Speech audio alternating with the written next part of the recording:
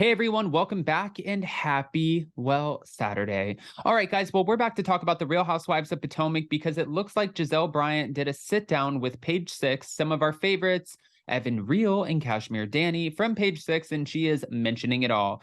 But I don't know, I'm trying to dissect how much of this is the truth and how much of this is a contrived, pre-concocted storyline. That's where I need your help. So we're going to go through this. But before we jump in, if you guys haven't already, go ahead, smash that like button. If you're not subscribed, get subscribed. Don't forget to hit that notification bell. And we have new videos coming out all week exclusively on the Hot Messy Podcast YouTube channel. With that, let's jump right in. It's time for all your binge-worthy pop culture news.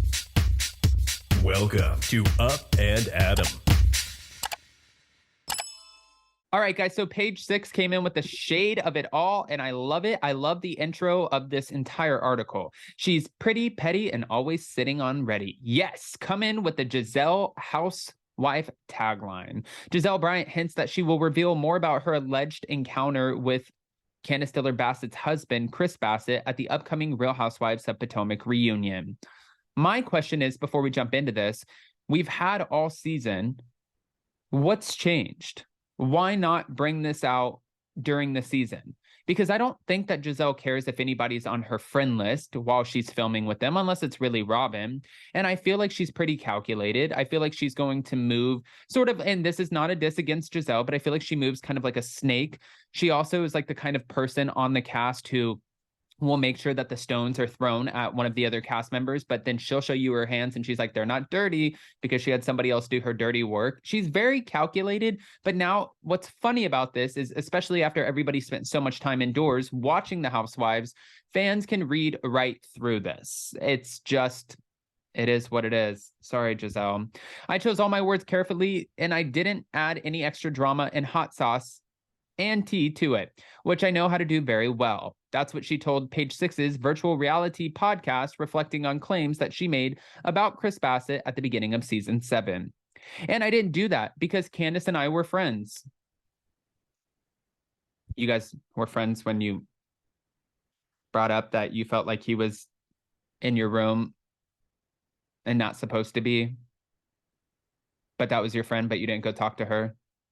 Instead, you brought it to the rest of the group and then started this train of Mia, Sesame Street, Ashley Darby, and yourself, which is very reminiscent of the smear campaign against the paternity of Monique's child that everybody concocted right after Andy Cohen's baby shower. Do you guys get where I'm going with this?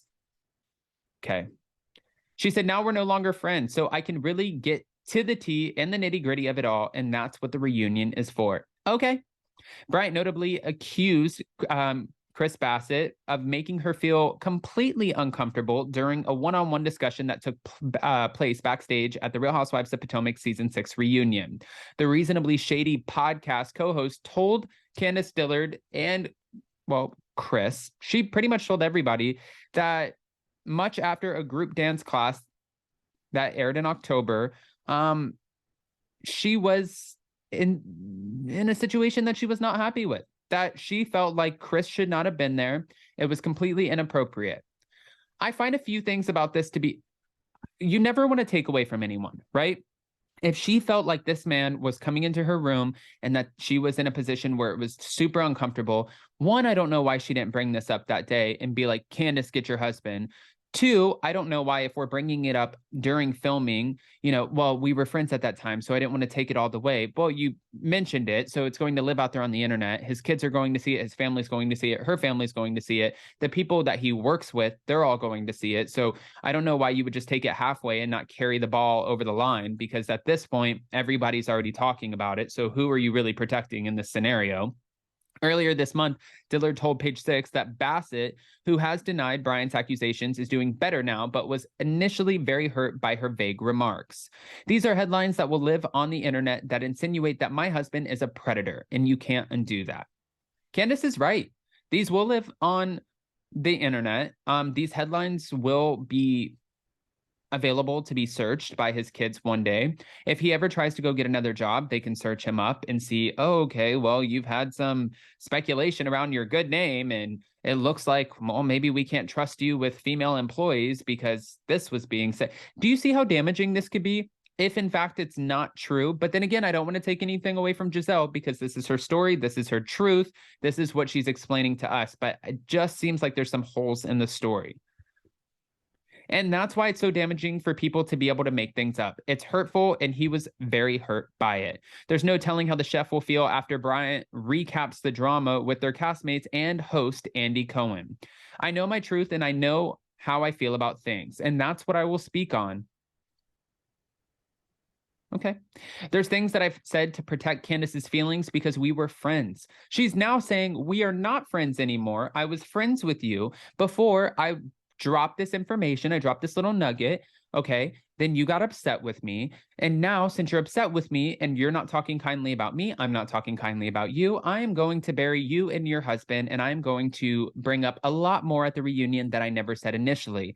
But then I'm also wondering, if you never said it initially, is this something that you're just remembering?